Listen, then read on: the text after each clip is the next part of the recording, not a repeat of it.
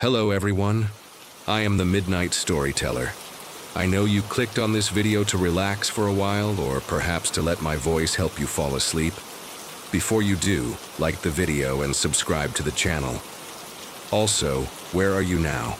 And what time is it? Alright, find a comfortable position and relax.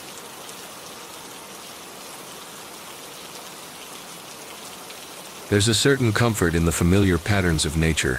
Even when captured and tamed within our homes, I've always loved wood, its warmth, its texture, the unique story told by each swirling grain and knot.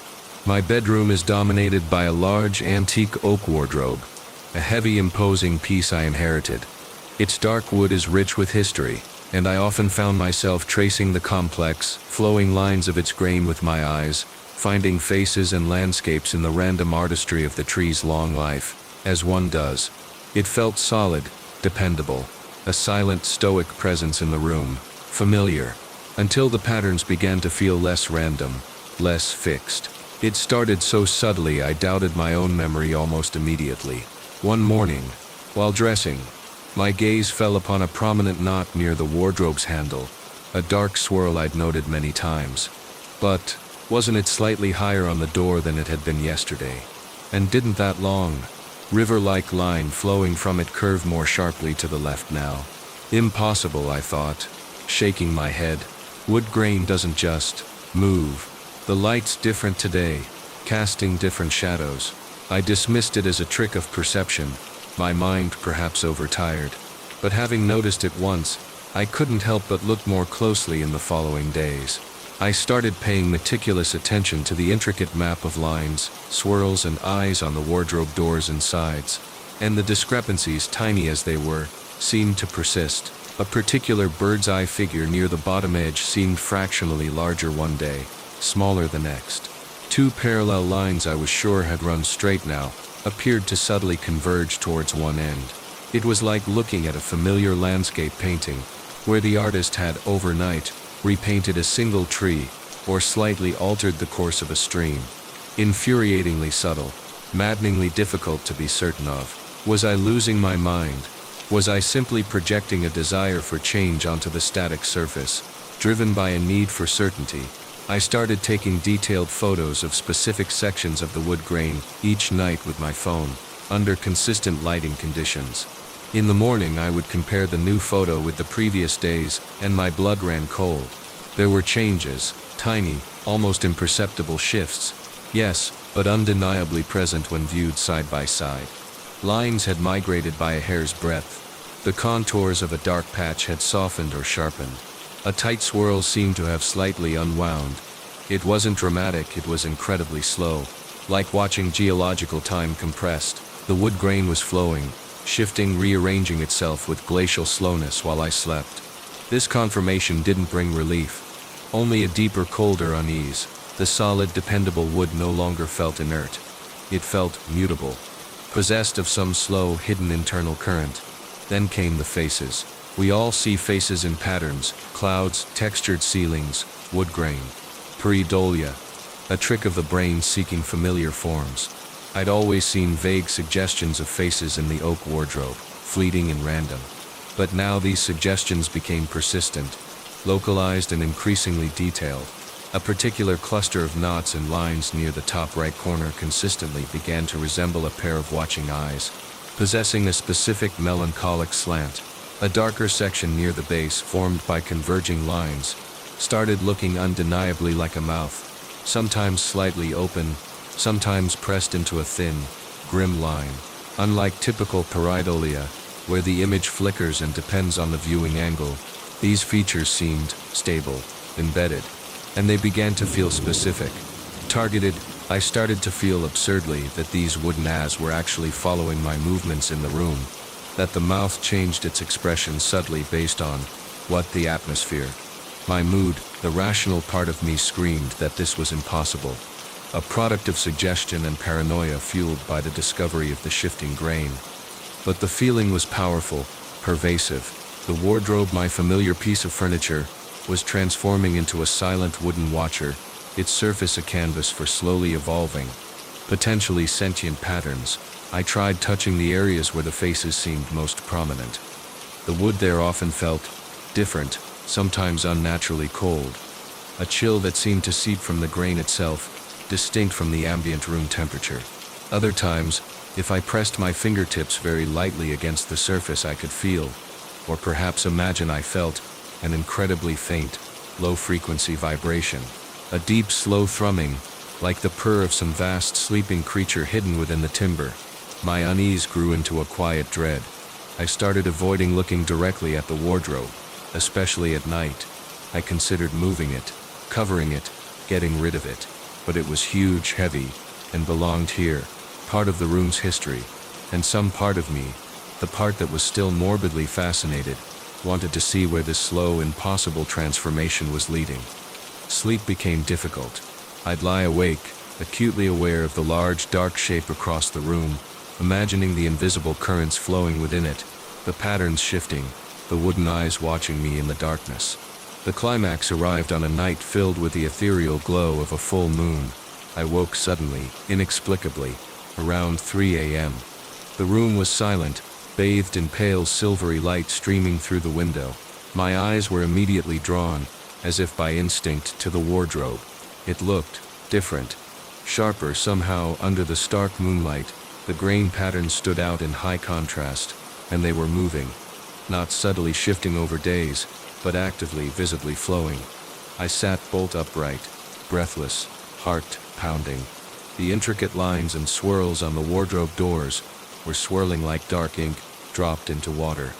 Eddies formed and dissolved. Lines stretched, thinned, merged and separated. It was like watching a time-lapse video of centuries of wood growth compressed into seconds, but fluid, organic, purposeful. As I watched, paralyzed with a mixture of terror and awe, the chaotic swirling began to coalesce. In the center of the main door panel, the flowing lines gathered, darkened, and resolved themselves, with horrifying clarity, into an image. A face. It wasn't vague or suggestive this time. It was detailed, intricate, rendered entirely from the shifting wood grain. An ancient face, neither male nor female, with deep-set eyes filled with an unbearable sadness, lips slightly parted as if in a silent sigh, cheeks hollowed. It stared directly at me, across the moonlit room, with an expression of profound sorrow and timeless weariness. It felt like looking into the eyes of the tree itself, or something older still, trapped within the wood. The image held for perhaps 10 seconds, 10 heart-stoppingly long seconds where the room felt utterly still. The moonlight seemed to intensify, and the only sound was the frantic drumming of my own pulse. Then, as slowly and deliberately as it had formed, the face began to dissolve. The lines flowed apart, the features softened, the eyes melted back into knots. The mouth became a simple swirl of grain again. Within another 10 seconds it was gone, leaving only the familiar, seemingly random patterns of the oak, looking exactly as they always had. Or had they? I couldn't be sure. I sat there trembling, until the first gray light of dawn began to creep into the room, chasing the moonlight from the wardrobe's surface. What had I seen? A hallucination born of sleeplessness and suggestion? Or a glimpse into a slow, hidden life within the inanimate? I haven't been able to look at the wardrobe the same way since. I haven't covered it or removed it. Some strange inertia, or perhaps fear of provoking it further, prevents me. But my relationship with it, with all the wood in my home, has changed. I avoid prolonged gazes at intricate grain patterns now. Sometimes I still trace the lines on my wooden bedside table with a hesitant finger, feeling for that faint vibration, half expecting a face to swim up from the depths beneath my touch. The feeling of being watched persists, quieter now, more patient. It emanates not just from the wardrobe but from the floorboards, the door frame, the very structure of the room. It's the quiet, unsettling awareness that the seemingly solid, inert world around me might be dreaming, shifting, observing, its ancient consciousness stirring just beneath the surface, occasionally forming a face in the grain to gaze out upon the fleeting occupants of its space. And I lie awake at night, listening to the house settle, wondering what other patterns are slowly, silently rearranging themselves in the darkness.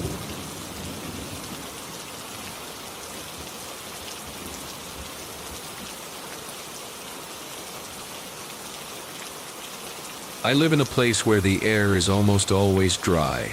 We measure rainfall here not in inches but in hopeful whispers and dusty memories. The landscape outside my window is often bleached by the sun, the earth cracked and thirsty, the trees holding onto their leaves with a kind of quiet desperation. Inside my house, an old bungalow, with thick plaster walls and floors that seem to breathe dust. The dryness persists, static electricity is a constant companion, and the air often feels thin, lacking the comforting weight of humidity found in greener climes. Or at least it used to. The first time I smelled it, I was certain I was mistaken, perhaps dreaming. It was very late, one of those profoundly still nights where the only sound is the faint hum of the refrigerator.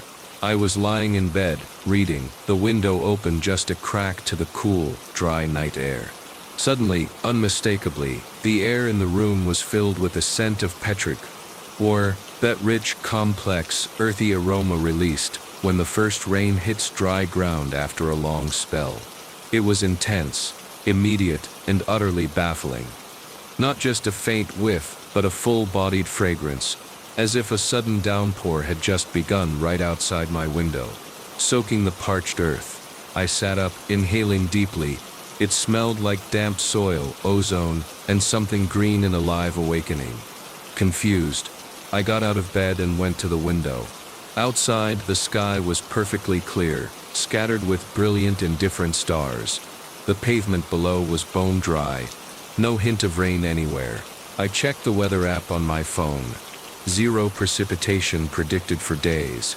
Yet the scent lingered strongly in my bedroom for several minutes before slowly, gradually fading away, leaving the air dry and neutral once more. Weird, I thought. Maybe the wind carried it from miles away. A freak weather pattern. I tried to find a logical hook to hang the experience on, however flimsy, but the phantom rain scent returned. Perhaps a week later, again late at night again, when the world outside was undeniably dry. This time, it seemed concentrated not just in the bedroom, but particularly strong near the old, seldom used fireplace, its brickwork dusty and cold. Again, the rich, earthy smell filled the air, thick and evocative, then faded after 10 or 15 minutes. It became a recurring phenomenon, maybe twice a week, sometimes more. Always late at night, always inside the house, despite closed windows, and it began to feel localized.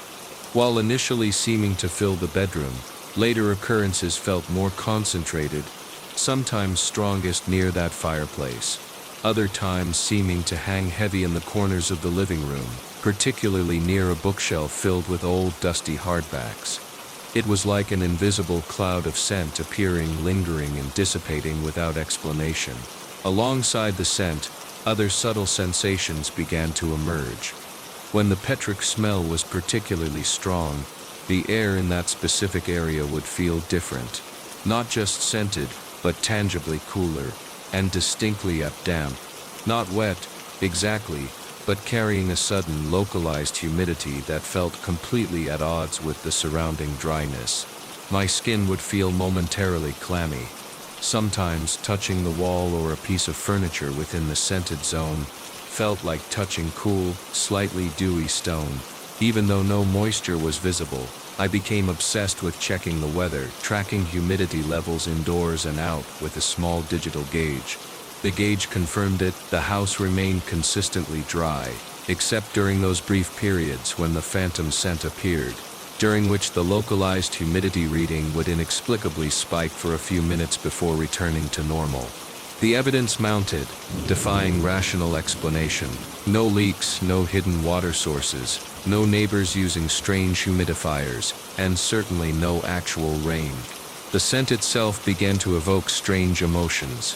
Petrichor usually brings feelings of relief, freshness, renewal. But this phantom scent felt different. It carried an undercurrent of profound melancholy, a deep crystalline sadness that seemed to seep into my own mood whenever I smelled it.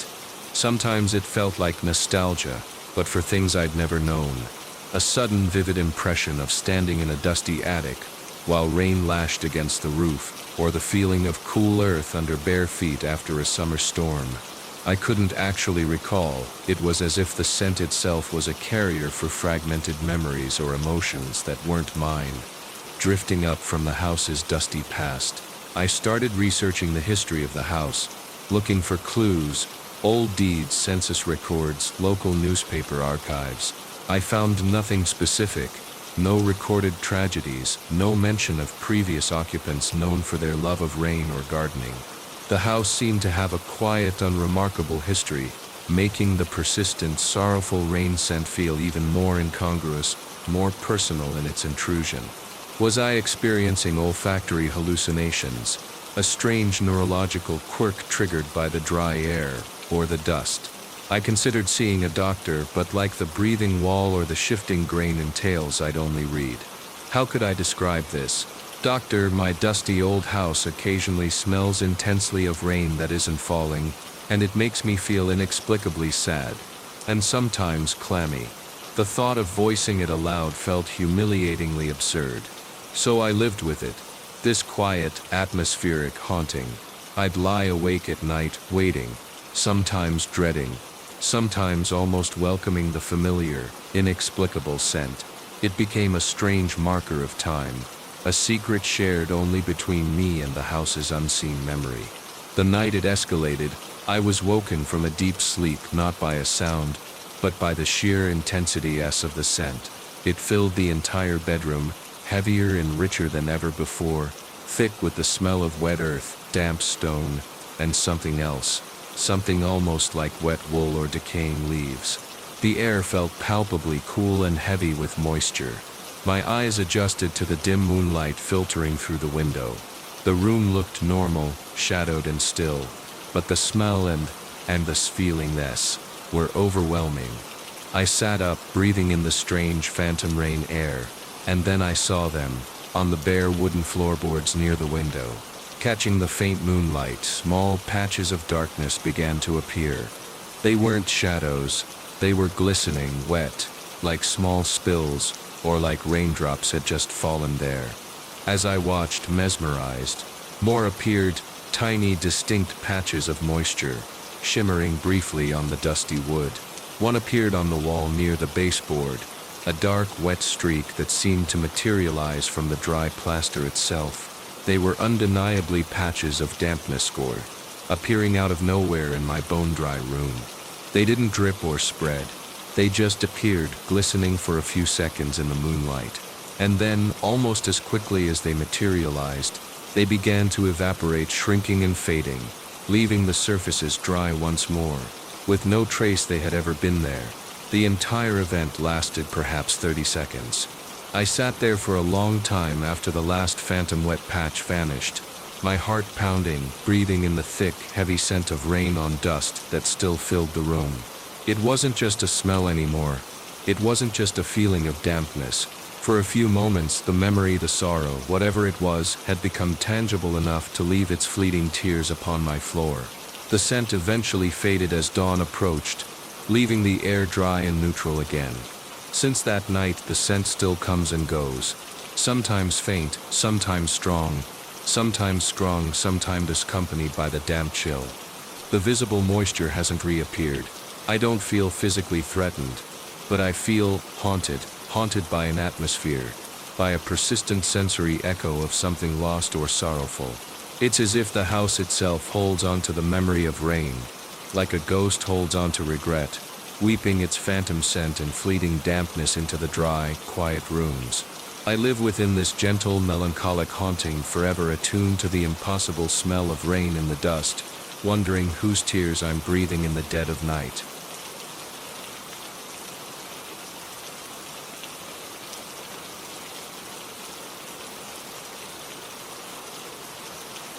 There are few things more intimate, more personal, than the place where you lay your head down to sleep. Your pillow. It conforms to the shape of your head, catches your scent, absorbs your dreams, muffles the outside world, offering comfort and sanctuary in the darkness. It's a profoundly personal space, the closest object to your sleeping consciousness. Mine used to be a source of comfort, Now it's a source of quiet dread. It started subtly, almost beneath notice, several months ago. Lying in bed, in that quiet liminal state, just before sleep fully takes hold, with my right ear pressed deep into the soft down filling, I became aware of a faint sound, a tiny dry scratch, followed by a soft rustle. It seemed to be coming from right there, inside the pillow itself. My first thoughts were mundane, dismissive. Was it the faint sound of my own hair, rubbing against the cotton pillowcase, or the fabric of the pillow shell itself settling under my weight? Perhaps the down feathers shifting internally. It was so faint, so close, it was hard to pinpoint. I shifted my head, lifted it slightly. Silence. Pressed my ear back down. After a moment, scritch, rustle. There it was again. It sounded like a tiny desiccated insect trapped within the filling, or maybe a few grains of sand shifting inside the seams. Annoying perhaps, but surely nothing more. But the sound persisted, night after night. Not every night, which somehow made it more unsettling. Some nights brought only silence. Others, that faint, dry scratching, sometimes accompanied by a longer shutch rustle, always seeming to originate from deep within the pillow, right beside my ear. It was never loud, never alarming in volume, just there, a tiny persistent anomaly in the expected quiet of my bedding. I confess, somewhat meticulous. The unexplained irritates me. I took the pillowcase off, examined the pillow shell minutely. No holes, no tears, no sign of entry for any errant insect or debris. I shook it vigorously. Nothing fell out. I fluffed it, kneaded it, trying to redistribute the filling, hoping to silence whatever tiny mechanism was causing the noise. It made no difference. That night, ear pressed against the fluffed up down, the faint scritch, rustle, eventually returned. Maybe it was the pillow itself. It was a couple of years old. Perhaps the filling was degrading in some strange way. I went out and bought a brand new pillow, a different brand, a different filling, this one a dense memory foam I hoped would be utterly silent. For 3 glorious nights, there was only the soft silence of foam conforming to my head. I breathed a sigh of relief. Problem solved. On the 4th night, ear pressed against the new firm memory foam. I heard it, fainter than before, perhaps muffled by the denser material, but unmistakable.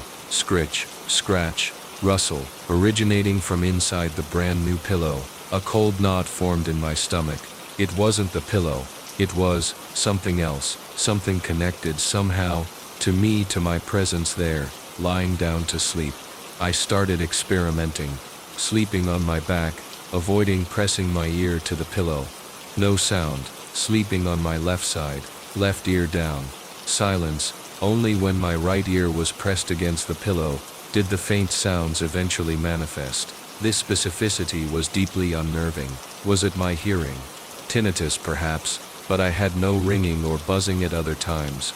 Only this faint, dry scratching and rustling, only in this specific circumstance. Occasionally, I began to feel something else through the pillow fabric against my cheek.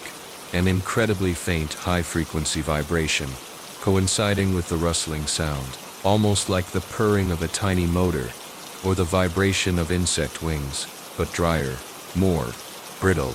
It was barely perceptible, but it added a tactile dimension to the auditory disturbance that made my skin crawl. Then, the character of the sound began to subtly change. It happened gradually, over weeks. The dry scratching sometimes seemed to smooth out, to develop a sibilance. It started to sound less like random movement, and more like whispering. Not words, not at first. Just a faint, drawn-out sound, like hushed voices heard from a great distance, or wind through dry leaves, interwoven with the rustling. I'd lie there rigid, straining my ears, trying to decipher it. Was I imagining the vocal quality? Was my brain simply trying to find patterns, language, in the meaningless noise, as the brain is wont to do? But the impression of whispers grew stronger, more persistent. Sometimes, I thought I could almost catch a syllable, a fragment of a word, lost in the dry static. It felt like listening to a radio tuned just off station, tantalizingly close to a clear signal, but never quite resolving. The feeling of being on the verge of understanding something just beyond my grasp was maddening. My sleep disintegrated. The pillow, the very symbol of rest and comfort, now felt alien, suspect. Lying down became an exercise in tense listening.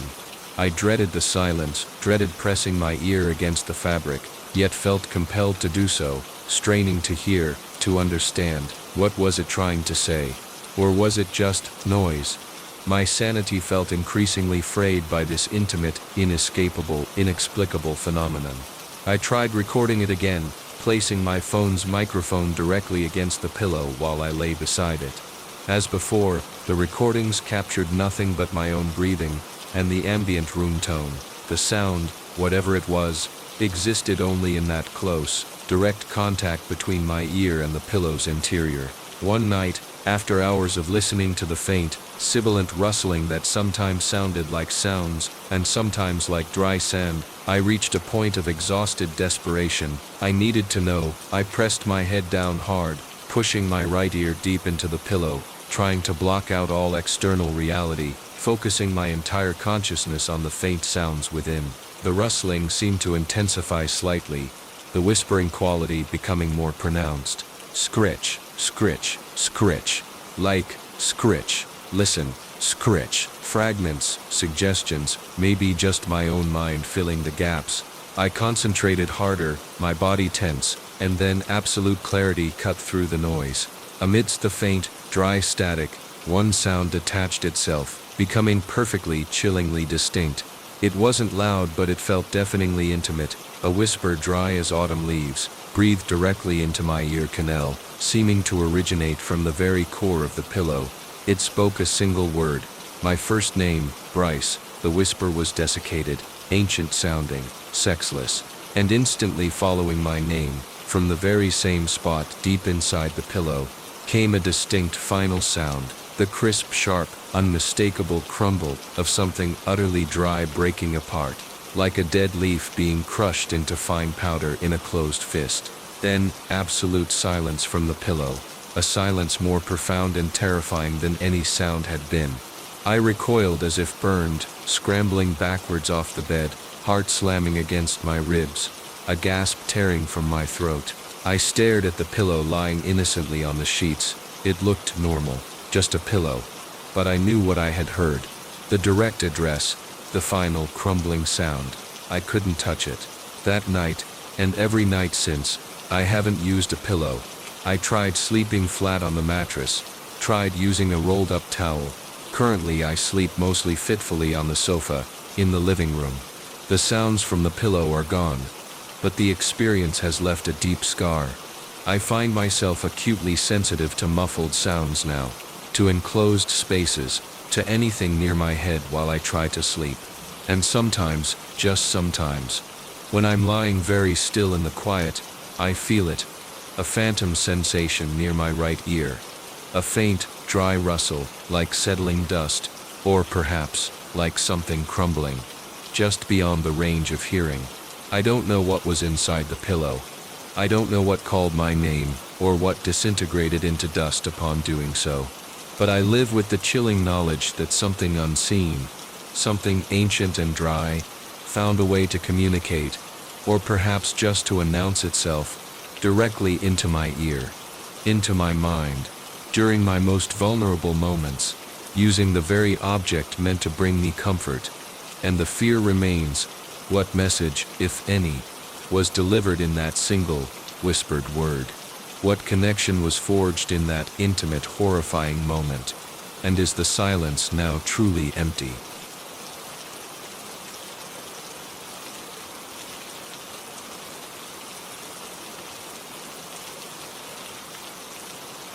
There's a unique vulnerability in sleep, isn't there?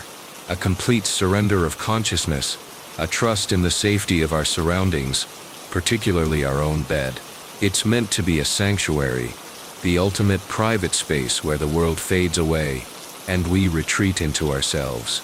My bed is large, comfortable, piled with soft pillows, and a heavy duvet, an island of perceived security in the quiet darkness of my bedroom.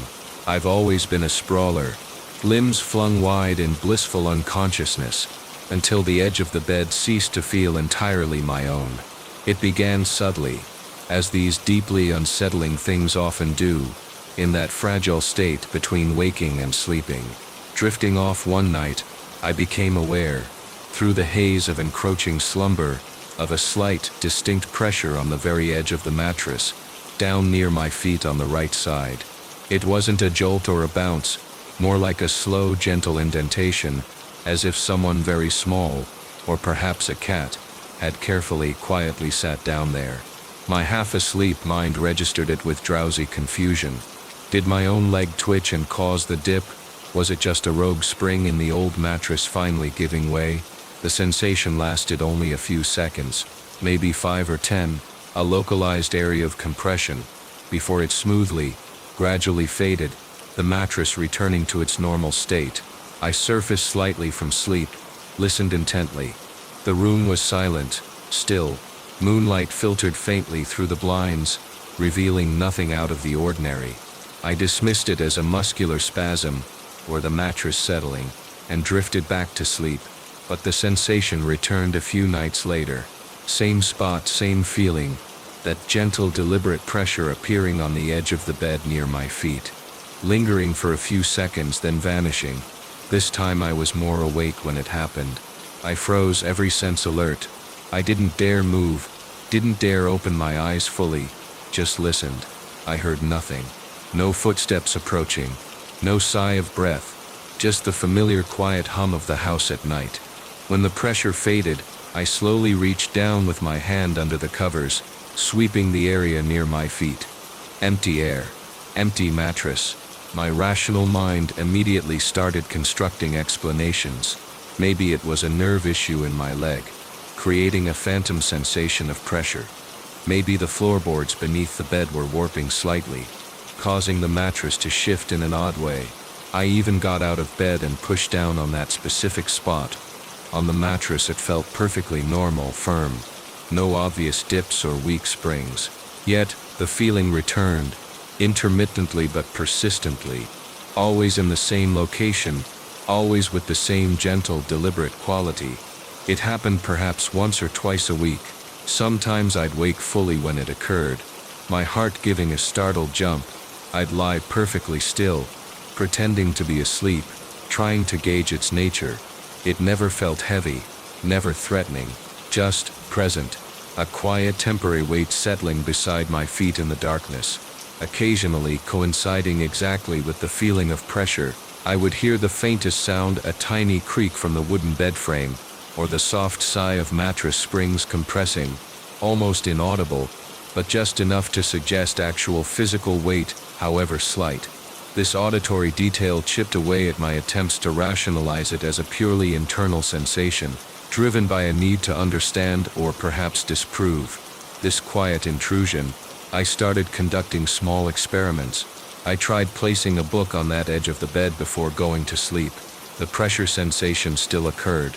It felt as if the dip formed around the book, encompassing it momentarily, but when the pressure lifted, the book was always exactly where I had left it, undisturbed. I tried placing my shoes on the floor right beside that spot, hoping to somehow obstruct or detect whatever was causing it. Nothing changed. The presence, whatever it was, seemed unhindered by physical objects, interacting only with the yielding surface of the mattress itself. A new layer of perception began to accompany the physical sensation. Often just before or during the moments the mattress dipped, I would feel a subtle shift in the room's atmosphere, a deepening of the silence, a feeling of stillness intensifying, a distinct sense of a quiet, watchful presence entering the room, or simply becoming noticeable. It wasn't malevolent, not overtly. It felt more neutral, observant, like someone quietly entering a room and sitting down patiently, waiting for something, or perhaps just resting. This feeling, this awareness of an unseen companion, was in many ways more unsettling than the physical pressure itself. My sleeping habits began to change. Subconsciously at first, then quite deliberately. I stopped sprawling. I found myself migrating towards the center of the large bed, keeping my feet and legs drawn up, tucked safely under the duvet, well away from the edge. That particular boundary of the mattress, once just geography, now felt like a border, a potential point of contact I desperately wanted to avoid. The feeling of sanctuary within my own bed was subtly eroding, replaced by a low-level tension, a constant awareness of the unoccupied edge. I debated telling someone, but like so many of these experiences, it felt too strange, too subjective, too easily dismissed. So, you sometimes feel like something light sits on your bed for a few seconds. Maybe you need a new mattress. I could imagine the responses, so I kept it to myself, living with this quiet nightly mystery, my sleep increasingly fragmented by anticipation and unease. Who or what shared my bed so unobtrusively?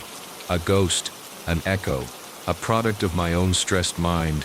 Then came the night that tipped the balance from unsettling mystery into cold, sharp fear. I had fallen asleep, exhausted after a long week. I surfaced abruptly into that state of sleep paralysis, or perhaps just extreme awareness, feeling instantly alert. The familiar pressure was there, on the edge of the mattress near my feet. It felt slightly more definite tonight, pressing down a fraction deeper, perhaps lingering a second or two longer than usual. I lay perfectly still, rigid with a mixture of fear and resignation, scarcely breathing. My right foot must have slipped out from under the covers during sleep. It was resting near the edge, bare skin exposed to the cool night air, very close to the area where the pressure was concentrated, and then I felt it. Something incredibly light, impossibly cold, brushed against the exposed skin of my ankle. It wasn't a push or a grab. It was a touch as delicate as a falling snowflake, yet paradoxically distinct, like the feather-light stroke of a single ice-cold finger, tracing a line perhaps an inch long on my skin. It lingered for only a heartbeat, a moment of shocking, intimate contact that sent a jolt of pure, undiluted fear, colder than the touch itself, racing through my entire body. In the instant the touch lifted, the pressure on the mattress beside it vanished simultaneously, gone, leaving only the echo of cold on my skin and the frantic hammering of my heart in the sudden, absolute stillness. I snatched my foot back under the covers as if burned, scrambling instinctively towards the far side of the bed, pressing myself against the headboard, gasping for air. My eyes darted around the dimly lit room. Nothing, just the familiar shadows, the faint moonlight. But the sanctuary was irrevocably broken. It wasn't just pressure anymore. It wasn't just presence. It could touch. Since that night, sleep is a different territory. I sleep curled tightly in the very center of the bed, a fortress of blankets pulled high around me, ensuring no part of me strays near the edge. The pressure sometimes still comes. I feel it, even from the center, that familiar dip on the periphery. But I never let myself get close enough for contact again. I am left with the questions, the quiet dread. Who is my silent visitor? What is the nature of the entity that comes to sit so patiently, so lightly, on the edge of my bed in the deepest hours of the night? Was the touch a mistake, or curiosity, a warning? Its gentleness makes it all the more unnerving. It doesn't storm or rage, it simply sits, watches, and sometimes reaches out with a touch as cold as the grave. And I lie here, in the center of my bed, night after night, acutely aware of the empty space beside me, wondering when the visitor will return, and what it might do next.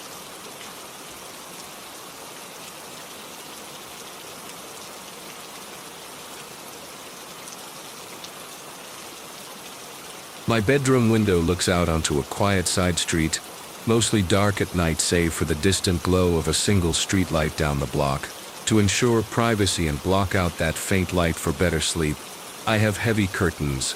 They're a deep navy velvet, thick and substantial, hanging from ceiling to floor in rich folds. When drawn, they create an almost womb-like darkness, muffling the already quiet sounds from outside. They represent a boundary, a final barrier between my sleeping space and the world beyond the glass. Or at least they used to feel like a simple barrier. The first time I noticed their movement, I assumed I must have left the window slightly ajar. Lying in bed, reading by the soft glow of my bedside lamp, I saw, out of the corner of my eye, the heavy velvet fabric along the right edge of the window seemed to lift, just slightly, a gentle undulation, before settling back into place. Draft, I thought immediately. I got out of bed, went to the window and checked. It was securely locked, the seal tight. I ran my hand along the frame, feeling for any incoming air. Nothing. The heating vent was on the opposite side of the room, and wasn't currently blowing. Strange.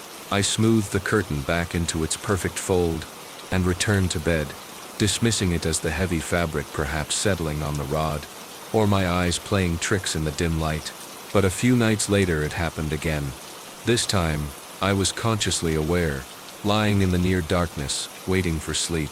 Both curtain panels, where they met loosely in the middle, seemed to ripple softly, a slow wave traveling down the length of the velvet.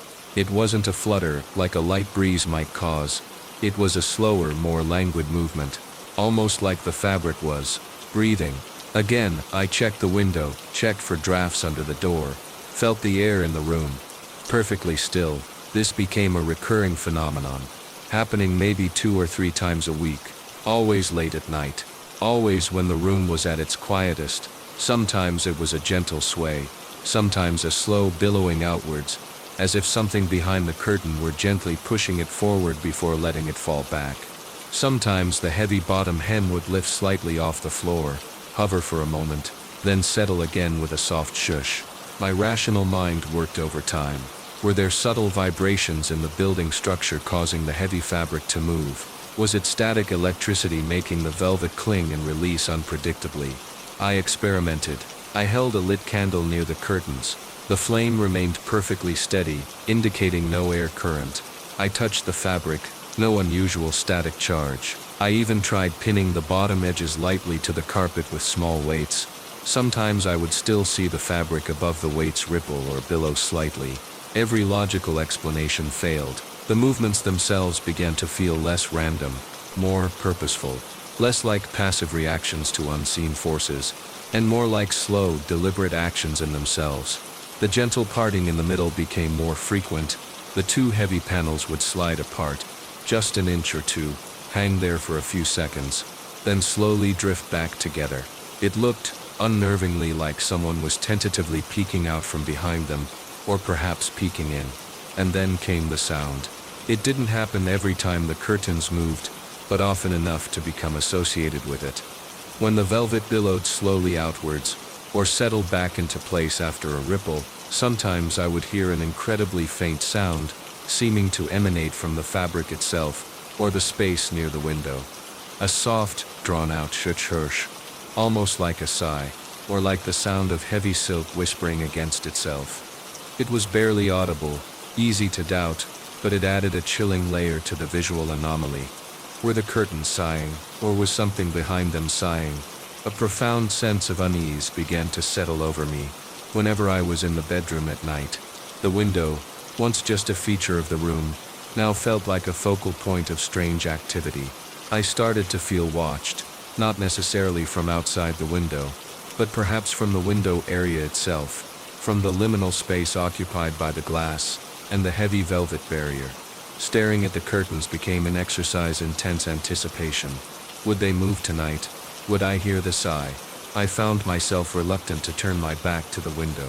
While in bed, often lying awake, watching the inert fabric, waiting.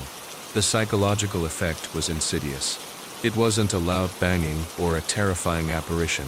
It was the quiet, persistent wrongness of an inanimate object, exhibiting slow, deliberate, inexplicable life. It made me question my own perception, made the familiar feel subtly alien. The heavy velvet, meant to provide darkness and security, now felt like a veil concealing something unknown, something that occasionally stirred and breathed just beyond my sightline. I considered taking the curtains down altogether. The thought of removing the source of the phenomenon was tempting, but the alternative felt worse. The idea of lying in bed facing a large black uncovered window pane at night, feeling exposed to the darkness outside, felt even more vulnerable, especially now that the window area itself felt active. So the curtains remained, both a source of dread and a necessary shield against a potentially greater one. The climax of this quiet haunting was, like everything else, slow, deliberate, and deeply unsettling.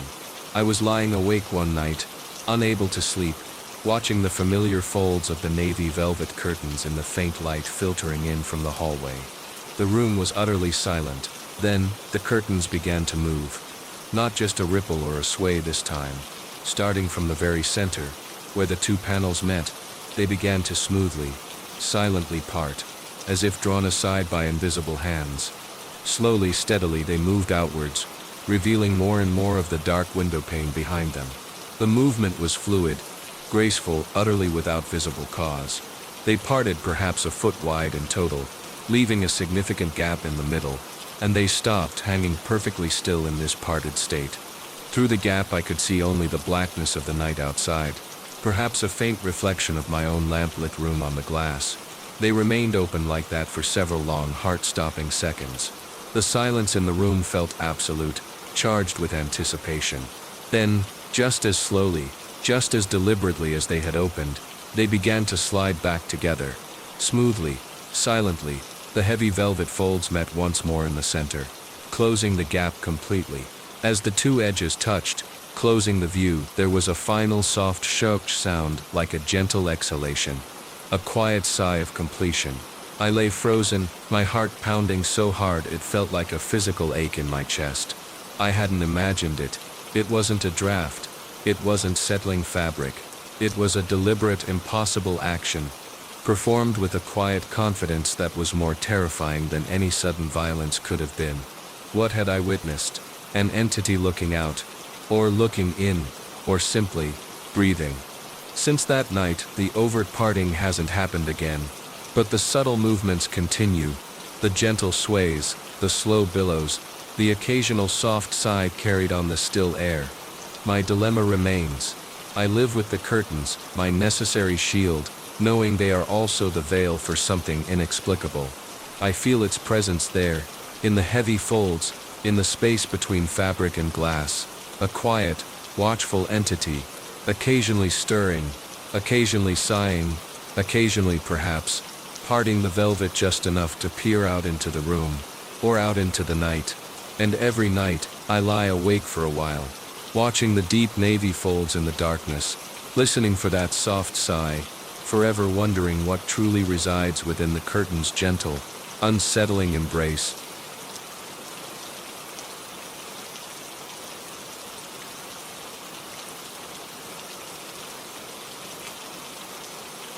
Photographs are anchors, aren't they? Mooring lines to moments that have drifted away on the current of time. We display them on our walls, our desks, our mantelpieces, little frozen squares of history, holding smiles, places, people we love fixed forever under glass. I've always found comfort in them.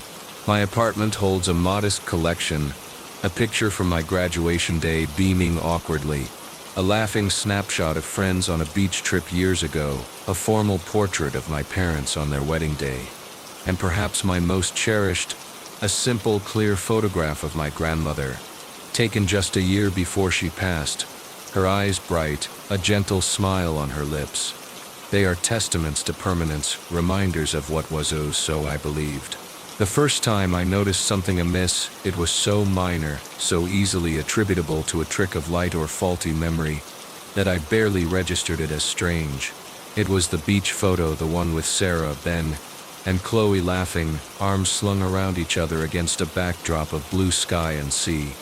I glanced at it one evening, and thought, was Sarah wearing a green scarf that day? I distinctly remember it being blue. I peered closer, it certainly looked green in the photo's slightly faded color palette. Must be misremembering, I concluded. Memories fade, colors shift in old prints. I thought nothing more of it. A week or so later, I was looking at the photo of my childhood home, a familiar sight, but something felt off. The oak tree in the front yard. Didn't it used to have a lower branch that hung down over the porch roof? In the photo that branch wasn't there, just smooth trunk leading up to the main canopy. Again, I second-guessed myself. Maybe the branch fell off years before the photo was taken, or maybe it's obscured by shadow. It was easier to doubt my own memory than to question the fixed reality of the photograph. But the discrepancies, tiny and subjective as they were, began to accumulate, Looking at my graduation photo, did my awkward smile seem slightly less wide than I remembered? In my parents' wedding portrait, did the pattern on my mother's lace veil seem subtly different near the edge? Each time, the feeling was fleeting, uncertain. Each time, I found a way to rationalize it. The angle, the lighting, the fallibility of human memory. It was when the changes became slightly more definite, and crucially temporary, that genuine unease began to creep in. One evening I was tidying the living room and paused before the beach photo again. Sarah's scarf was undeniably vividly blue this time, not green. I frowned, distinctly remembering my observation from weeks before. Had I imagined the green? Or had it changed back? Driven by a sudden odd compulsion, I took out my phone and snapped a quick picture of the framed photograph, capturing Sarah with her blue scarf. The next evening I deliberately looked again. The scarf in the framed photo was green, a soft sea green. My heart did a slow, cold tumble. I pulled up the photo on my phone from the night before. There it was. The same photo, same friends, but on my phone screen, Sarah's scarf was clearly blue. I looked back at the physical photo on the wall. Green. I spent the next hour in a state of quiet, bewildered panic, comparing the digital image to the physical print. They were identical in every other detail, but the scarf color was unequivocally different. It wasn't fading or lighting. It was a different color. The next morning, compelled by a sleepless night, I checked the framed photo as soon as I woke up. The scarf was blue again, exactly matching the photo on my phone. The green was gone, as if it had never been. This discovery opened a disturbing floodgate.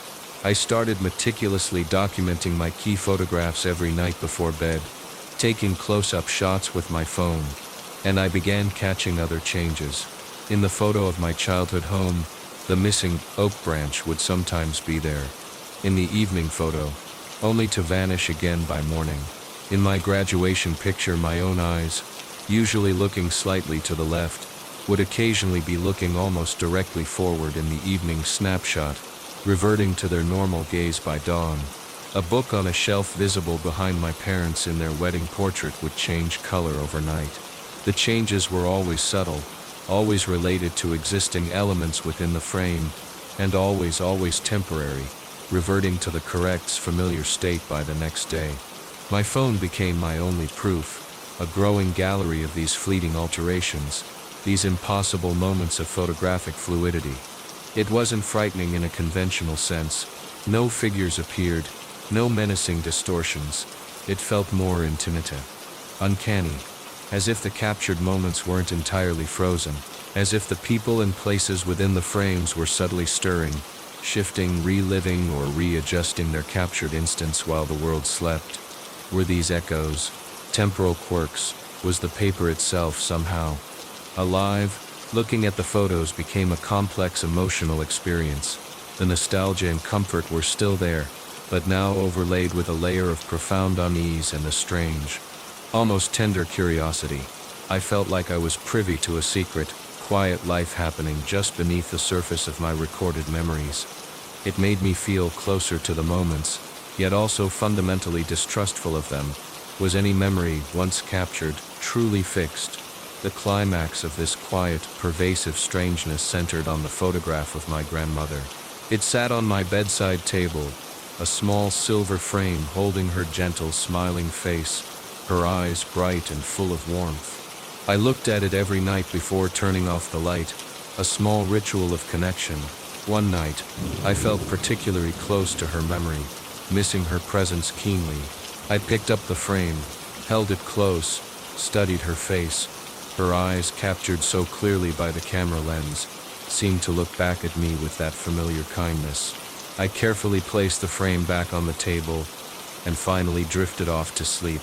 I woke just before dawn, in that gray, quiet time when the world feels hushed and expectant. My eyes fluttered open, and my gaze immediately fell upon the photograph on the nightstand, illuminated by the soft pre-dawn light, and my breath caught in my throat. Grandmother's eyes in the photograph were closed, not shadowed, not unclear, but gently, peacefully closed, as if she were merely asleep. Her familiar smile was still there, but softened, serene.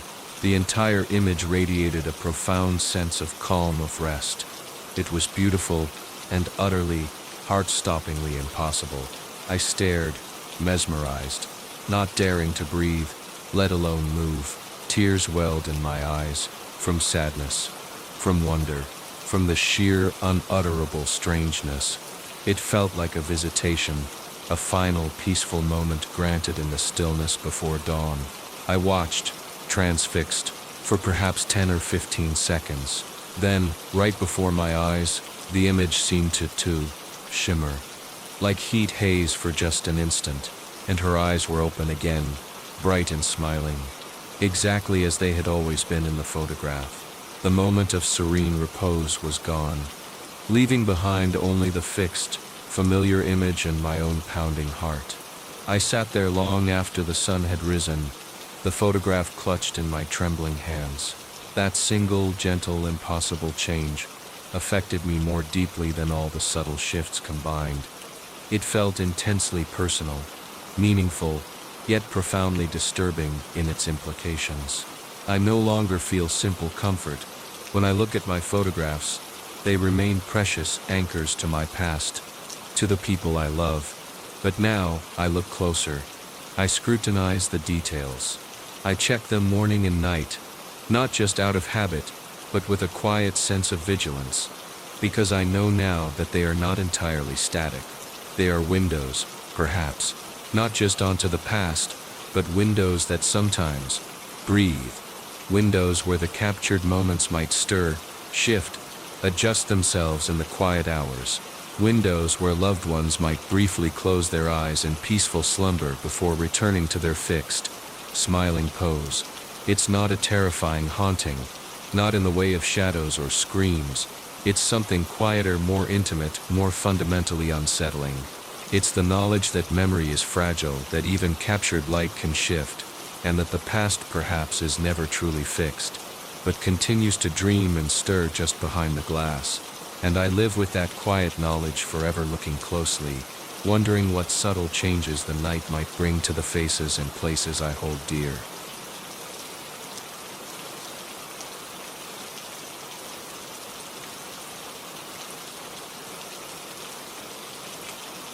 My apartment is quiet, exceptionally so. It's a modern building, well insulated, tucked away on a street that sees little traffic after dark. I chose it specifically for the peace, the silence, a refuge from the constant thrum of the city. At first, that's exactly what it was.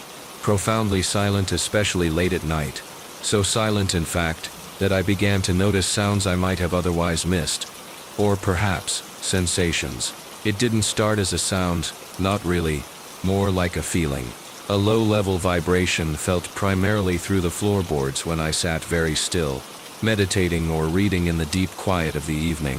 Sometimes I'd feel a faint pressure in my inner ears, like the subtle shift before a yawn or the change in altitude. In an elevator, I initially dismissed it as my own body, blood pressure maybe, or the beginnings of tinnitus, though I heard no distinct ringing. Then, concentrating in those moments of absolute stillness, usually after midnight when the building and the city outside were truly asleep, I began to hear it, or rather become aware of it. A hum, incredibly low frequency, almost subaudible, right at the threshold of perception. It wasn't localized, it seemed to be everywhere and nowhere at once, emanating not from a specific appliance or vent, but from the very structure around me, the walls, the floor, the ceiling. It was like feeling the idling engine of some vast subterranean machine miles below, its vibrations traveling up through the foundations.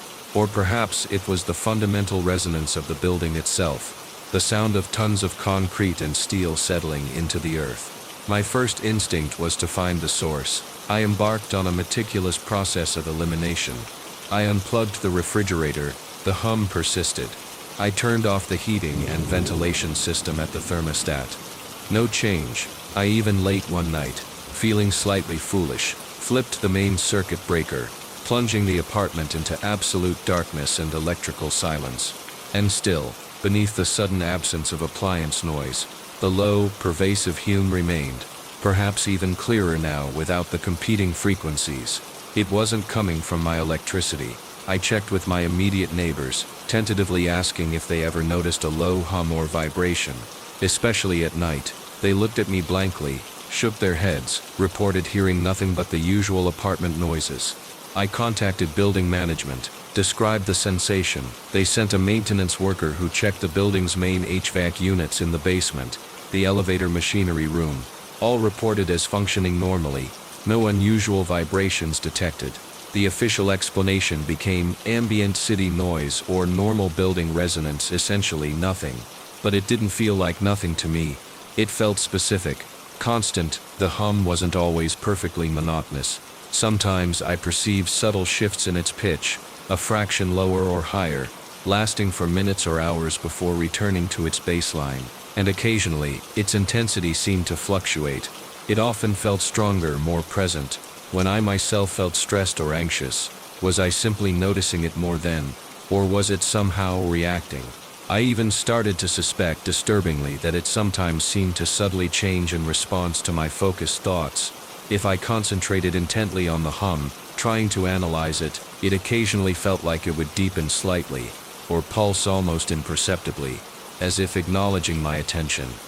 This thought, the possibility of reactivity, was deeply unsettling. The physical sensations became more undeniable. Placing my palm flat against a cool plaster wall, I could often feel it, an incredibly faint, deep thrumming vibration traveling through the material into my skin.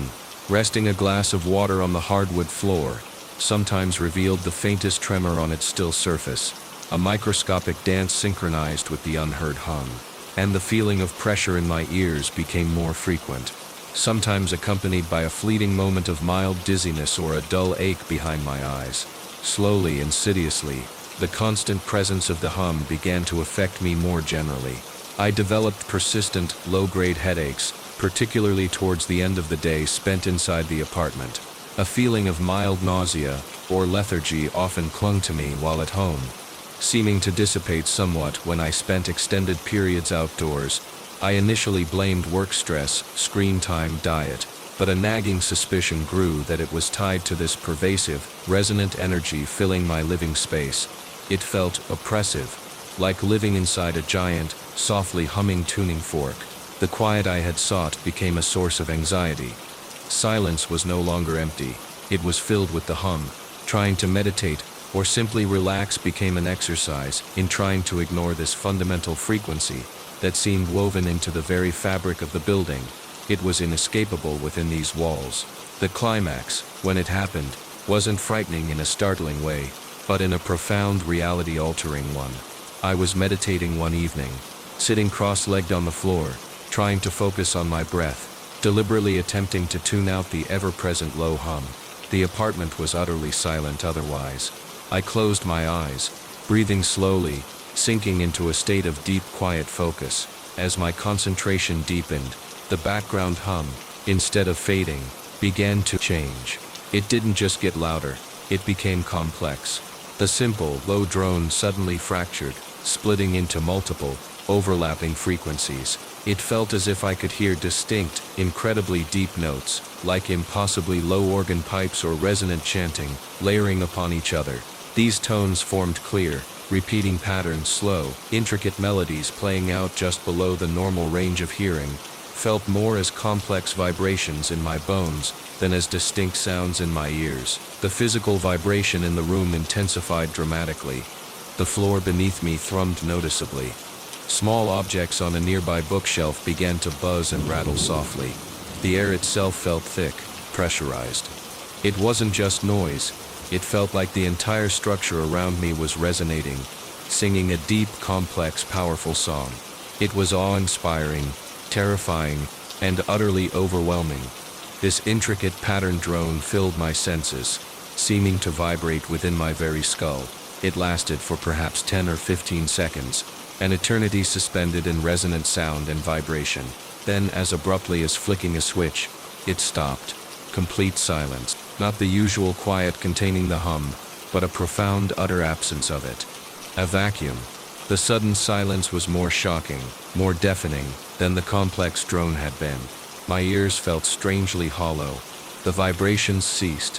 The air pressure normalized. I sat there on the floor, eyes wide open now, trembling slightly, stunned into absolute stillness. The silence stretched on for several minutes, pure and empty. What had just happened? Had the building sung? Had I tuned into some fundamental frequency, some dormant energy that momentarily surged into complex expression? After what felt like a very long time, I became aware of it again, fading back in, so gradually it was almost imperceptible at first. The low, familiar hum, steady, monotonous, singular, returning to its baseline.